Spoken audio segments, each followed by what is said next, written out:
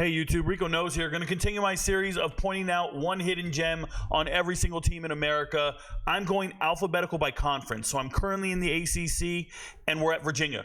The Virginia Cavaliers, I have to point out one hidden gem, and I'm talking about Corey Thomas Jr. Now, who the hell is Corey Thomas Jr.? He's never played at Virginia. He just transferred in from Akron. So, once again, I watch a lot of MAC football. I know all the players in the MAC. And one particular player that's been around for a while and been a role player and never really stood out until last year was Corey Thomas Jr. This is a guy that, coming out of high school, senior year, gets injured. So, he might have had an offer from Indiana, if I remember correctly, but he gets injured, and he only plays in a handful of games. They still win state. His high school team still wins state. But this was a wide receiver / free safety back in high school. Now, I call him a linebacker, but he's a linebacker, strong safety-ish kind of guy. He's a linebacker you don't take off the field when you're running those two linebacker sets in dime. He's got coverage skills. He's an athlete.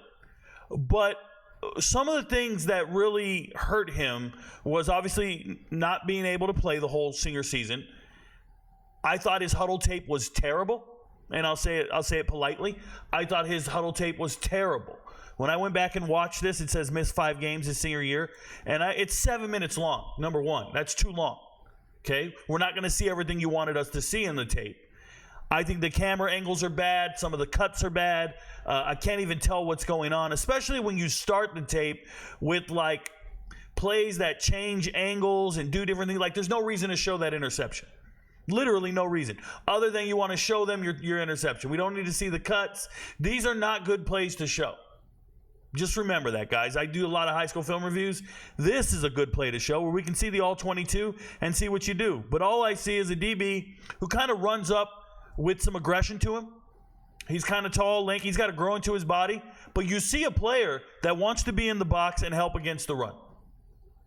And that has taken a while to develop and physically mature. I love this right here. Deciding to go for the hit as opposed to the pick. That needs to happen 100 times over. He's got that in him. Look at this right here, this relentless pursuit. But the camera angles are terrible. You can't see everything that's happening. I could imagine some coaches not finishing the tape, just saying, hey, man, I don't want to watch this shit. It doesn't look as good as some of the others. It's not as clean. So make sure the tape's good, the plays are good.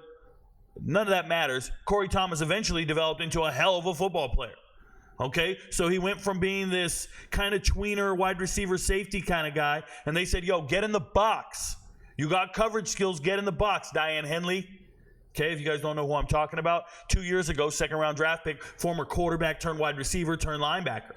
Now we have a guy like this, a wide receiver, free safety, but when you watch his tape, he has a tendency to stay in the box and be strong against the run. You had to know, if you're 6'4", 220, you're going to beat somebody. Now, at this time, he was like 6'3", 195. But it's still special. You see him meeting the ball at the highest point. There's certain athleticism you can't teach. It's innate, right? He was born with it. But I watched this guy, and he don't look like a DB to me. There's no back pedal there. It was kind of like a straddle. Kind of a straddle. He looked like he was doing one of them warm-up drill straddles. And you just see him. No, that's good change of direction. But the point is he's grown up. Excuse me. He's grown up. He's really hit his stride. I like the kid a lot. So when I'm looking over Virginia, they go and hit the transfer portal, and they hit the MAC, and they don't get a whole lot of players out of the transfer portal. Like, people can look at the roster and get excited, like, yo, Chris Tyree coming back home from Notre Dame. Oh, he's coming back to Virginia. Oh, he's coming back to this side of the world. Yay, he's going to be there and be a stud. Okay. Drake Metcalf, former Stanford kid. I think he used to play high school ball at St. John Bosco, but he went to Stanford initially. Some things went down. All right, some things went down, and they sent him to the portal, and then he ended up at UCF. That didn't work out because Bulla Schmidt showed up, I think, and now he's here at Virginia. Congratulations. There are some players here and there. Gavin Frank's coming over. I think it's a waste of a transfer from New Mexico State. Sage Ennis coming over from Clemson, if I'm correct. Obviously, there's a relationship there.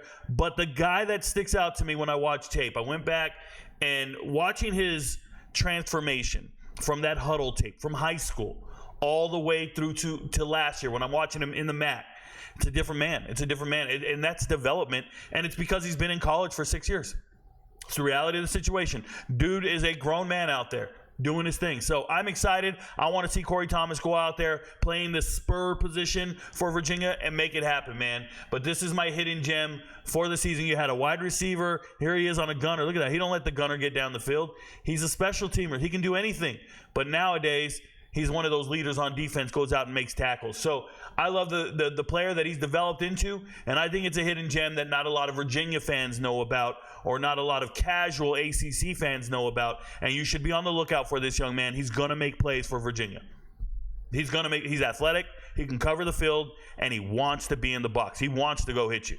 He's got a hit-first mentality. It's great. You see all them soft-ass dudes who are afraid to set the edge, step up and make a tackle. Not this guy. I like everything about him. Yes, they have him listed as a safety. Okay, I'm telling you, he's a linebacker with coverage skills. Or he's a safety with tackling skills. It doesn't hurt to have either one. But that's my hidden gem for Virginia. Remember, go to YouTube. Check the playlist. You'll see all the other videos. Your friends don't know, but Rico knows. Peace, y'all.